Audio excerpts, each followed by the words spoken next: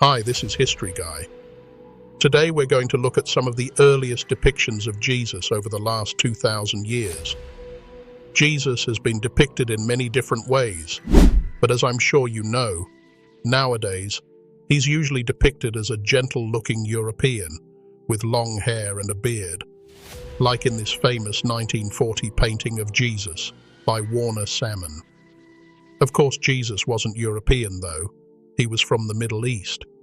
So in recent years, there have been attempts by several different artists to show what Jesus really looked like, such as this anthropological reconstruction by Richard Neve, or this, a photorealistic image by Bas Utterwick.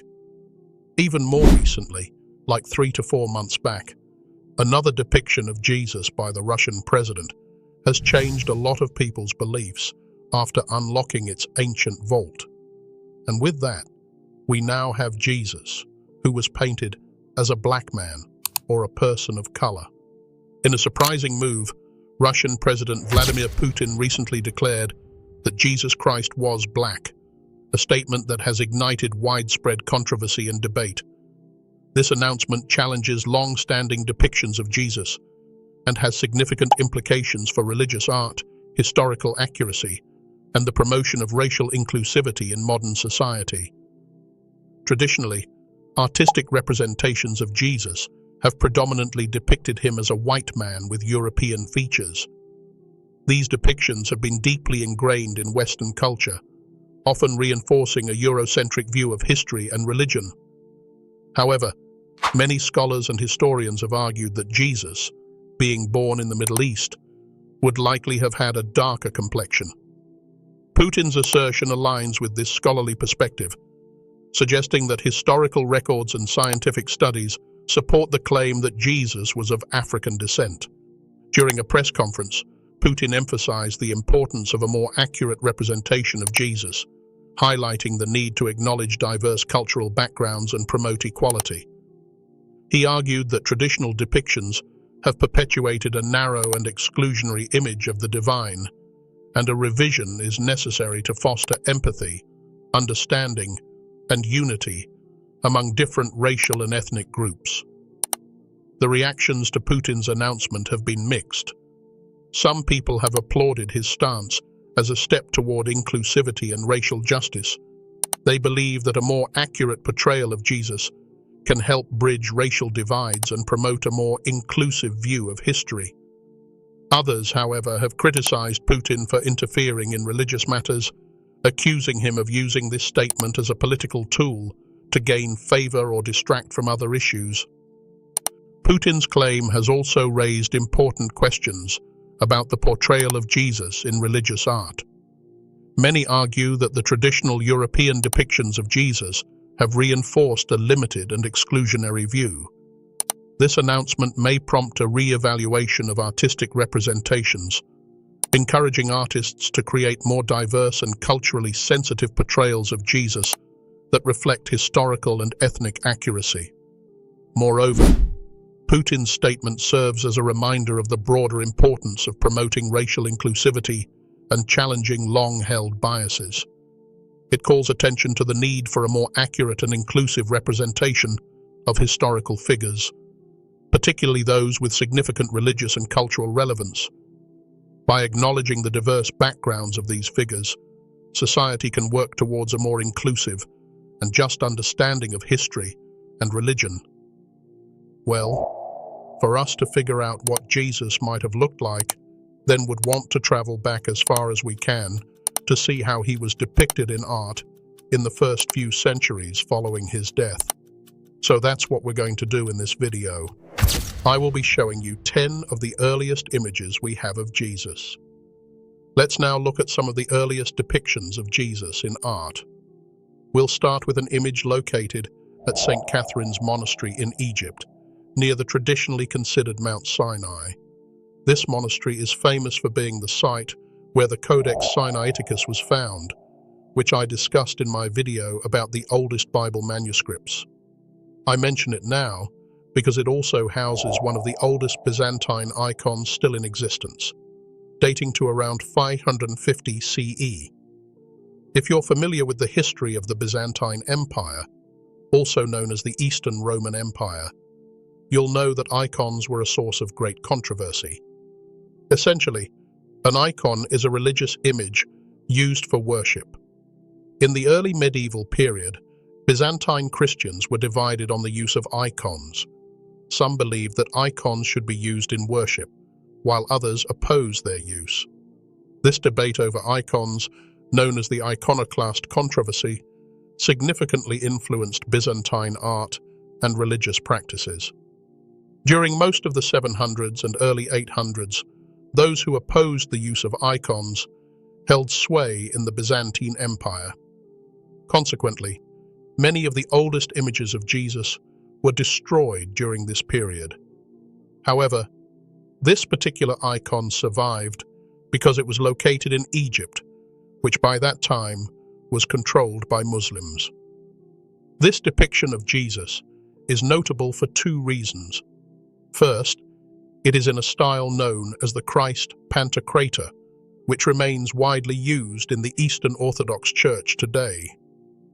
Key features of this style include a halo with a cross, Jesus holding the New Testament in his left hand, and his right hand making a specific gesture that represents the letters ICXC, standing for Jesus Christ. Secondly, this Christ Pantocrator icon is unique due to the distinctive portrayal of Jesus' face. At first glance, the eyes may seem unusual, leading one to think that the artist was not particularly skilled.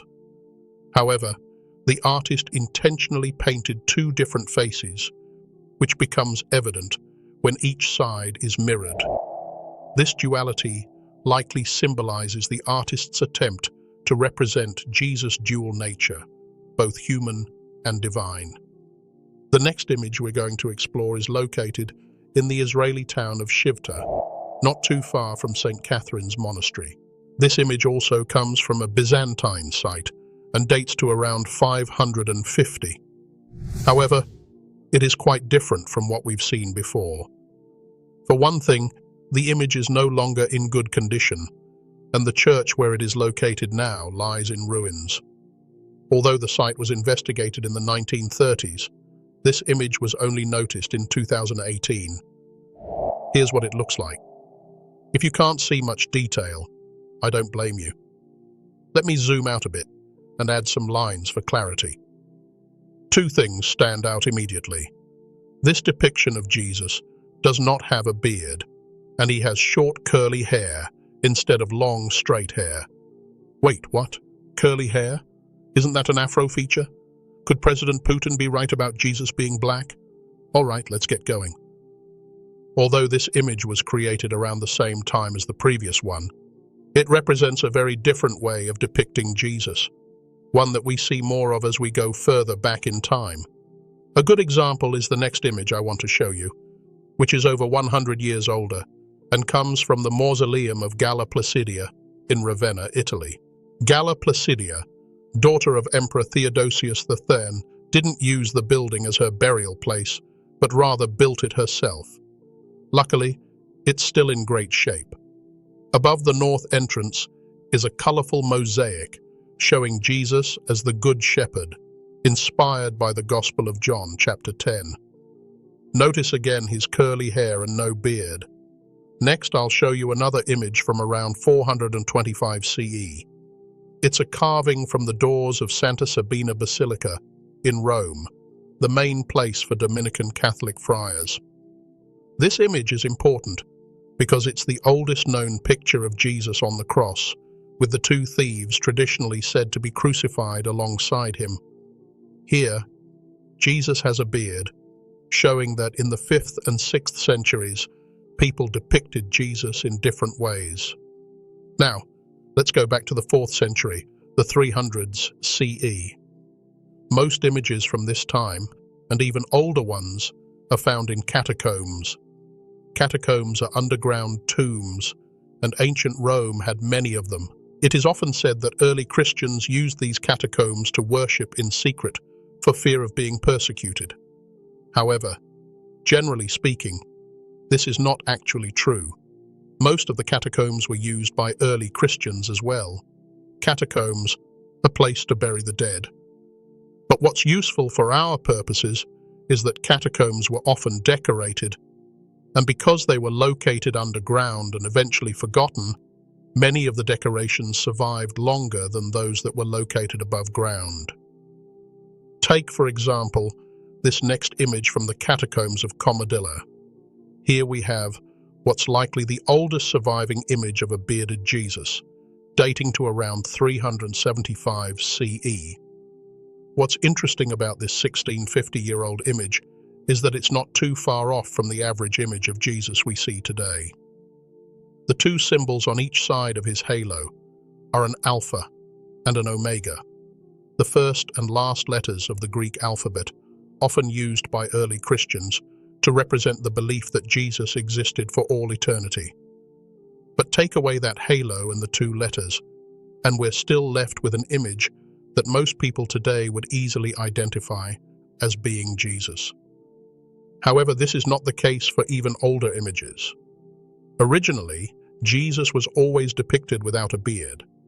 As we're about to see, he usually looked like a typical Roman from the time of the Roman Empire. For example, take this image from the catacombs of Marcellus and Peter. Here, we see a woman depicted as touching the edge of Jesus' garment, a story from Mark, chapter 5. According to the story, the woman was healed instantly when she touched Jesus' clothes.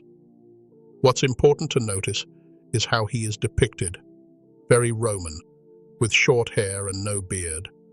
Look at what he's wearing too. He's dressed in a tunic with stripes over the shoulders, something common in Roman society to indicate authority. He also has a mantle on top of his tunic, which is different from a toga. The mantle was a common garment at that time, essentially a simple coat wrapped around. What's notable about Jesus' mantle is that it has a visible tassel, likely a tzitzit, a ritual fringe still worn by Jews today. So Jesus' Jewish identity is indicated not by the color of his skin or his facial features, but by what he wears. Now let's look at images from the 3rd century, around the 200s CE. This one shows Jesus raising Lazarus from the dead. Again, he has a short haircut with no beard, wearing a simple tunic and mantle. But this time, he's holding a wand.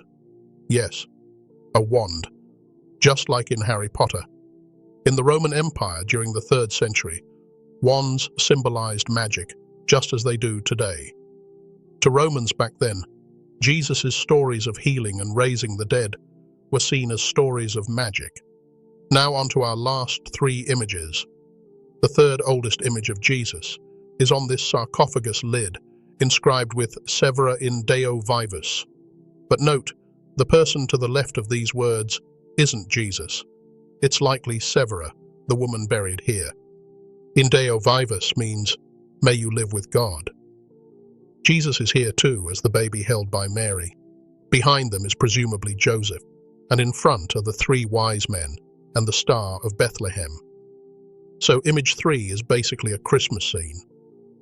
Moving to number 2, from the Catacombs of Calixtus, around 250 CE.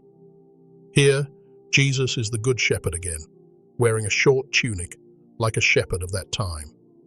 Notice he looks quite young, as he likely was when he died in his early 30s. Also, seeing a religious figure with a lamb or goat around his neck wasn't strange to ancient Greeks and Romans. They were used to such imagery, often depicting gods like Hermes or Mercury. Now likely the earliest known depiction of Jesus, unlike the Roman finds, was found in Syria, in the ruins of Dura Europos. The Dura Europa site is located on the Euphrates River, near what is today the border between Syria and Iraq. But during the early 3rd century, it was a thriving city and Rome's easternmost stronghold. Luckily for archaeologists, it was abandoned soon thereafter and never rebuilt. And therefore, it is a bit of a time capsule.